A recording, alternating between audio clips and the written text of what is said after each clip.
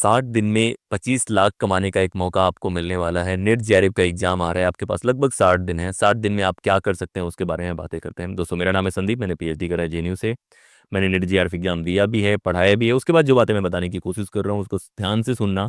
और अगर ये बातें आप 60 दिन कर लेते हैं तो मैं ये गारंटी करता हूँ कि रिजल्ट वैसा नहीं होगा जैसा अभी करने पे आ रहा है। सबसे पहली बात आपको जाननी है कि नेट जेआरएफ एक ऐसा एग्जाम है जो बहुत ज़्यादा रिवीजन डिमांड करता है। वो एग्जाम ऐसा है जहाँ पे कवरेज भी बहुत इंपॉर्टेंट है, बहुत ज़्यादा आपको रट्टा मारना है। और जिस तरह के पेपर अभी आ रहे हैं वहाँ पे रट्टा बहुत इंपॉर्टेंट है। तो सिर्फ अंडरस्टैंडिंग से काम नहीं चलेगा, आपको रट्टा मारने की आदत बनानी पड़ेगी। तो अभी 60 दिन है आपके पास।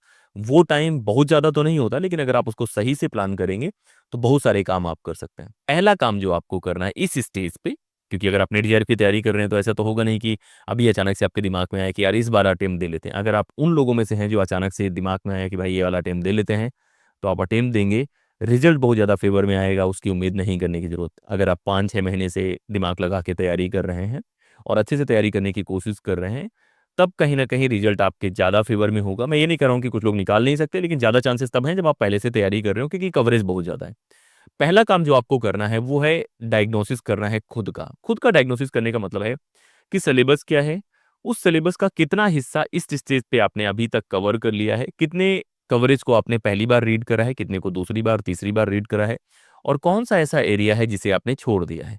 ज्यादातर चांस होगा सोशल साइंस में कि आपने पेपर वन का बहुत हिस्सा छोड़ा होगा, जो कि एक गलत स्ट्रेटजी है। कभी भी पेपर वन का कोई भी हिस्सा छोड़ा मत करो, क्योंकि उसमें से कौन सा आसान आएगा कौन सा मुश्किल आएगा वो आपको नहीं पता होता, और गैप क्रिएट करने की पॉसिबिलिटी ज़्यादा होती है। तो सेल्फ डायग्नोसिस में दो चीज़ें आपको पता करनी है कि जो एरिया आपने कवर किया है वो लगभग कितने परसेंट कवरेज है, और उसका अगर आप सवाल या कुछ करते हैं तो कितने अच्छे से आप हैंडल कर पाते हैं। तो दो एरिया आपको बनाने हैं, एक कवरेज वाला एरिया टिक करना है कि कौन कौन सा एरिया कवर कर लिया है, दूसरा आपको बनाना है कि कौन सा एरिया है जो आपने कवर नहीं किया। इसके बाद आपको क्या करना है कि जो कवर करा है उसको कैसे पढ़ना है, जो नहीं कवर करा उसको कैसे पढ़ना है, उसके बारे में जानने की कोशिश करते हैं। लेकिन जो भी डायग्नोसिस आप करेंगे, खुद को एनालाइज करने की कोशिश कर रहे हैं, वो बहुत ईमानदारी से करना। मुझे मत बताओ, अपने दोस्त को मत बताओ, लेकिन आप खुद को बताओ कि इनमें से कौन सा टॉपिक ऐसा है जिसको आपने अच्छे से पढ़ा है, कौन सा टॉपिक है जो कम अच्छे से पढ़ा है, कौन सा टॉपिक है जिसे आपने टच नहीं करा है। ये आपने एक बार पेज में डिसाइड कर लिया, या सिलेबस ही लेके आ जाओ। पेपर वन का सिलेबस लाओ, 10 टॉपिक है। पेपर टू का सिलेबस लाओ, पूरे सिलेबस लाके मतलब प्रिंट आउट ले आओ, और उसमें टिक करके लिखने की कोशिश करो और ग्रेड करने की कोशिश करो कि ये वाला टॉपिक मेरा कितना कवर है। परसेंटेज लिखने की कोशिश करो, 60%, 50%, 70%, और उसके हिसाब से एक लिस्ट बना लो। अब बात आएगी कि जो कवरेज वाला है उसको कैसे करना है। ये आपका दूसरा स्टेप है, क्योंकि आपने डिवाइड तो कर लिया कि मैंने जो कवर कर रखा है ऑलरेडी, और एक डिवाइड कर लिया जिसको कवर नहीं करा। तो कवर करने वाला वो एरिया है जहाँ पे ऑलरेडी आपने टाइम दे रखा है। तो कुछ ना कुछ तो प्रीसियस होगा वहाँ पे कि आपने उसको पहली प्रायोरिटी पे रखा है। पहली प्रायोरिटी पे जो भी चीज़ रखी है उसको, कवरेज वाले को आपको क्या करना है, रिवीजन मोड में डालना है। एग्जाम ऐसा है जो बार बार आपका ये चेक करेगा कि आपको कितने बेहतर तरीके से चीज़ें याद हैं। और मल्टीपल चॉइस होने की वजह से अगर आप बार बार रिवाइज करते हैं, ना चाहते हुए भी एग्जामिनेशन हॉल में जब आप बैठेंगे, तो ज़्यादा चांस है उन क्वेश्चंस को सही होने का जिसको आपने एक बार, दो बार, तीन बार पढ़ा होगा। तो जो भी कवरेज वाला एरिया है, अब आपको उसको रिवीजन में डाल देना है। मतलब बार बार रिवाइज करना है, बार बार रिवाइज करना है, रिवाइज करना है। और जो कवर नहीं किया उसके बारे में जो होगा मैं बताने की कोशिश करूंगा, कि लेकिन कवरेज वाले को आपको रिवीजन में डालना है। रिवीजन में डालने का जो तरीका होता है सिंपल होता है, कि एक स्पेस्ड रिवीजन होता है कि आपने पहले दिन कोई चीज़ पढ़ी है, फिर आप 3 दिन बाद पढ़ो, फिर 5 दिन बाद पढ़ो, 7 दिन बाद पढ़ो, और इस तरह का एक साइकिल बनाने की कोशिश करो और रिवाइज करो। ये तो हो गया कि किस तरह से रिवाइज करना है। दूसरा है कि किस वक्त रिवाइज करना है। जो कवरेज वाले एरिया हैं जो आपने ऑलरेडी कवर करे हैं उसको सुबह पढ़ने की कोशिश करो। ये जब भी आपका सबसे प्रोडक्टिव टाइम होता है, मतलब जहाँ पे आपको लगता है यार उस वक्त मेरा बहुत फोकस होता है, उस वक्त जो मैं पढ़ता हूँ मुझे याद हो जाता है, उस टाइम पे उसको लगा दो और उसको बार बार पढ़ने की कोशिश करो। 3 दिन, 5 दिन, 7 दिन इस तरह से पढ़ने की कोशिश करो और उसको बार बार कवरेज करो। बोरिंग लगेगा, मैं ये नहीं बोल रहा हूँ कि आपको बोरिंग नहीं लगेगा, आपको तुरंत याद हो जाएगा। आपको तुरंत याद भी नहीं होगा, आपको बोरिंग भी लगेगा, आपको मजा भी नहीं आएगी, लेकिन ये करना है। ये एक सिंपल एक्सरसाइज है। जैसे हम जिम करते हैं तो बहुत बार अपनी बॉडी हमें अच्छी लगती है 6 महीना जिम करने के बाद, जब काम कर रहे होते हैं तो हमें बोरिंग भी लग सकता है, लेकिन आपको ये काम करना है।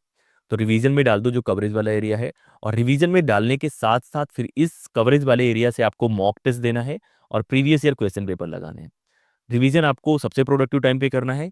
प्रीवियस ईयर क्वेश्चन पेपर आपको तब रीड करना है जो थोड़ा सा मीडियम कंसंट्रेशन है, दोपहर का कर लो, थोड़ा शाम को कर लो। और मॉक टेस्ट तब लगाने की कोशिश करो जब आपका फोकस बहुत बढ़िया ना हो, क्योंकि मॉक टेस्ट में आपको हर सवाल में फोकस करना है, उसके लिए बहुत ज़्यादा फोकस की जरूरत नहीं होती। तो जब आपका कुछ मन ना कर रहा हो तो मॉक टेस्ट उठाओ और उनको लगाने की कोशिश करो। उसका एक फ़ायदा ये होता है कि आपका थोड़ा फोकस भी बैठ जाता है उस पे और आपका जो खराब टाइम निकल रहा होता है वो ही हो जाता है। अब तीसरा स्टेप है जो कवर नहीं किया उसके बारे में क्या करना है। जो आपने कवर नहीं किया आपके पास एक बेहतर रीजन होगा कि आपने कवर क्यों नहीं करा, लेकिन सिंपल तरीका ये है कि आपको सारा एरिया कवर करना है। सिलेबस का वो हिस्सा जो आपने ऑलरेडी नहीं पढ़ा है आपको जल्दी जल्दी उसको कवर करना है। जल्दी जल्दी मतलब कि कोशिश करो कि लास्ट मंथ पे ना जाए। अभी एक महीना है उसमें 2-3 घंटा दो उसको रिवीजन करने के बाद वाला जो टाइम है उसमें उसको कवर करने की कोशिश करो। जल्दी जल्दी जितना जल्दी आप कवर कर पाओगे उतना बेहतर है। और इस एग्जाम की एक खास बात है कि आपको नहीं पता कि कहाँ से आसान सवाल आने वाले हैं, कहाँ से टफ सवाल आने वाले हैं। तो अगर आपके दिमाग में है कि यार ये एरिया बहुत टफ है, मुझे नहीं आता, हमेशा इसमें से गलत होते हैं, इस वजह से अगली बार भी गलत होगा, ये गलत लॉजिक है, गलत स्ट्रेटजी। आपको सारे एरियाज कवर करने हैं, पेपर 2 के भी, पेपर 1 के भी। मैं बहुत बच्चों से मिलता हूँ, उनका होता है सर पेपर 1 में डीआई मेरे से कभी सही नहीं होता, रीजनिंग कभी सही नहीं होता। यार अगर आप उसकी तैयारी ही नहीं करोगे तो कभी सही नहीं होगा। रिसर्च मेथड आपको लग रहा है सही हो जाता है, थोड़े से टफ सवाल आएंगे सही नहीं होगा आपसे। तो आप एरियाज छोड़ना नहीं है। आपको अगर डीआई नहीं भी आता है, एटलीस्ट 50 ट्रिक्स होती हैं कि अगर इस तरह का कोई सवाल आ जाता है, इस तरह की कोई बात आ जाती है, उसको कैसे करते हैं उसका देख लो। रीजनिंग का मान लेते हैं कि आप 100% नहीं होंगे, सबसे टफ वाले नहीं कर पाएंगे, लेकिन बेसिक्स रीजनिंग तो कर सकते हैं। आपके 2 क्वेश्चंस भी अगर वहां से चले गए, मैंने ऐसे बहुत सारे लोगों को देखा है, मेरे भाई का 2 नंबर से जेआरएफ रुका है, बाकी लोग को देखा 1 नंबर 2 नंबर ऐसे जेआरएफ रुकते हैं यार। तो आप उस तरह से स्ट्रेटजी बनाने की कोशिश करो, कोई भी एरिया छोड़ना नहीं है, कवर करना है पूरा का पूरा एरिया, तब भी यहाँ पे आप ज़्यादा बेहतर स्कोर कर पाएंगे। अब कवरेज के लिए जो टाइम है वो तो मैंने आपको बता दिया है कि जो मोस्ट प्रोडक्टिव है वो मत लगाओ, क्योंकि उसमें ज़्यादा टाइम लगेगा क्योंकि आपको पढ़ना है। तो आप जो सेकंड मोस्ट प्रोडक्टिव टाइम है कि आपने रिवाइज कर लिया, उसके बाद आप पढ़ेंगे, क्योंकि रिवीजन करने के बाद आपको बहुत बोर लगने लग जाएगा कि आपको मज़ा नहीं आ रही यार, तो आप कुछ नया पढ़ेंगे तो आपको इंटरेस्टिंग लगेगा, आपको लगेगा कुछ गेन कर रहे हैं। तो आप वो 2-3 घंटा 4 घंटा दे के कोशिश करो कि कुछ नया जो कवर कर रहे हो, और जो नया कवर करोगे 15 दिन बाद ये भी पुराना हो जाएगा, कवरेज में आ जाएगा, तो फिर इसको रिवीजन में डाल देना। ये तो बातें हो गई जो एरिया आपने कवर करा है। उसके बाद बातें आती हैं टाइम मैनेजमेंट के बारे में और फोकस मैनेजमेंट के बारे में। अभी जो आपका लगभग 60 दिन है वो बहुत इंपॉर्टेंट टाइम है। तो बहुत बच्चों को मैं देखता हूँ कि वो 6 महीना साल भर से एक एग्जाम की तैयारी कर रहे हैं, और लास्ट के जो 15 दिन 20 दिन एक महीना है उसमें उनको बड़ा मस्ती आ जाती है कि यार ये भी काम कर लेते हैं वो भी काम कर लेते हैं। आपने जिंदगी का 1 साल लगाया हुआ है, आपका फ्यूचर डिपेंडेंट है उस काम पे, आपके फैमिली का फ्यूचर डिपेंडेंट है, आपके सपने हैं, और आपको लग रहा है कि कोई रैंडम शादी में जाना ज़्यादा इंपॉर्टेंट है या किसी रैंडम पार्टी में जाना ज़्यादा इंपॉर्टेंट है, वो गलत चीज़ है। आपके पास टाइम इंपॉर्टेंट है, आपका रिसोर्स इंपॉर्टेंट है, और दोनों चीज़ों को प्रोटेक्ट करके रख पाना बहुत ज़रूरी है। तो टाइम इस वक्त बहुत प्रीसियस है। कोशिश करो कि कोई भी इवेंट है जहाँ पे आप जाते हैं वो अवॉइड करो। एक्सट्रीम नहीं होना चाहिए कि भाई की शादी आपने मिस कर दी, लेकिन अगर लग रहा है कि अवॉइडेबल है तो आपको अवॉइड करना चाहिए। रीज़न ये नहीं है कि आप मान लीजिए कहीं 2 दिन के लिए जाते हैं, तो सिर्फ 2 दिन नहीं होता, वो 2 दिन का ब्रेक होता है जिसको रिदम में लाने के लिए आपको 1 हफ्ता लगेगा। और 1 हफ्ता इस 60 दिन में बहुत इंपॉर्टेंट होता है। मतलब आप 1 हफ्ते को 60 दिन में निकालने की कोशिश करेंगे, लगभग 1/8 टाइम आप दे देते हैं। तो उस चीज़ को सोचने की कोशिश करो, टाइम बचाओ। कुछ भी रैंडम करने की ज़रूरत नहीं है, कुछ भी ऐसा मत करो जहाँ पे हेल्थ खराब हो जाए।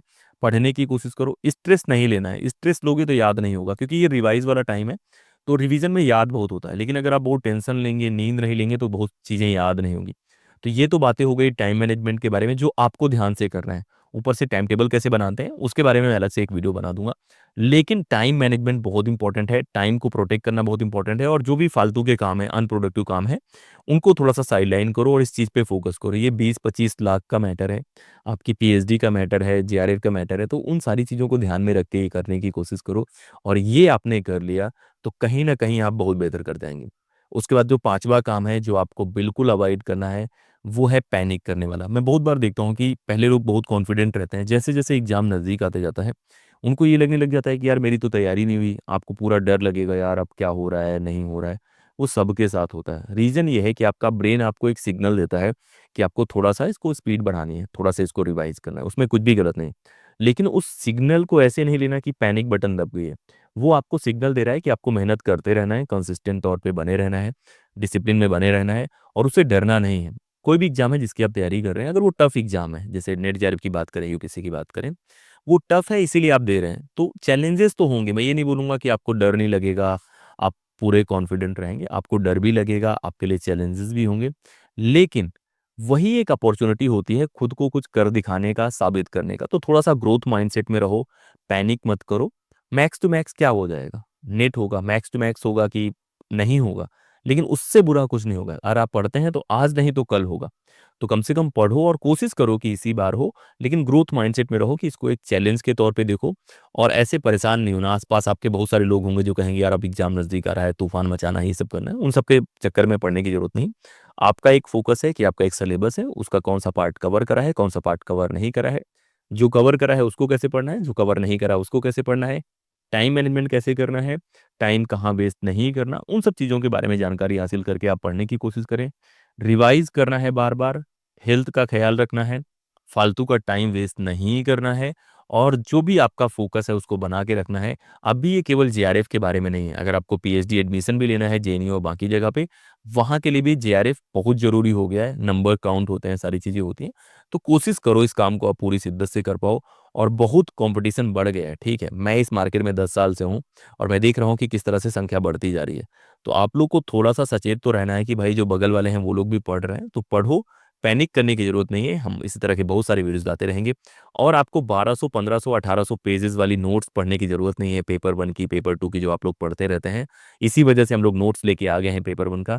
आपको जो नंबर दिया गया है वहाँ मैसेज करना है, पेड नोट्स है, उसके बाद प्रोसेस बताया जाएगा कि आप नोट्स कैसे ले सकते हैं। अपनी नोट्स खुद ही पढ़ने की कोशिश करना। अगर वही नोट्स आप सब लोगों को भेजते रहेंगे तो कहीं ना कहीं नोट्स की वैल्यू भी खत्म होगी और हम लोग का भी नुकसान होगा। इसलिए हम लोग भी कुछ लीगल डोमेन में भी देख रहे हैं चीज़ें।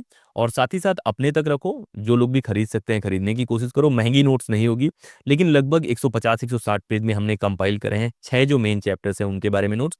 तो मैसेज करो इस नंबर पे वो नोट्स के लिए, हम लोग आगे ऐसे ही वीडियोस बनाते रहेंगे। आप लोग का काम तो आपको पता है कि ज़्यादा से ज़्यादा शेयर करना है, ज़्यादा से ज़्यादा पढ़ना है और अपनी ज़िंदगी बेहतर करने के लिए जो भी काम है वो करते रहना है। इस वीडियो में इतना ही। जय हिंद।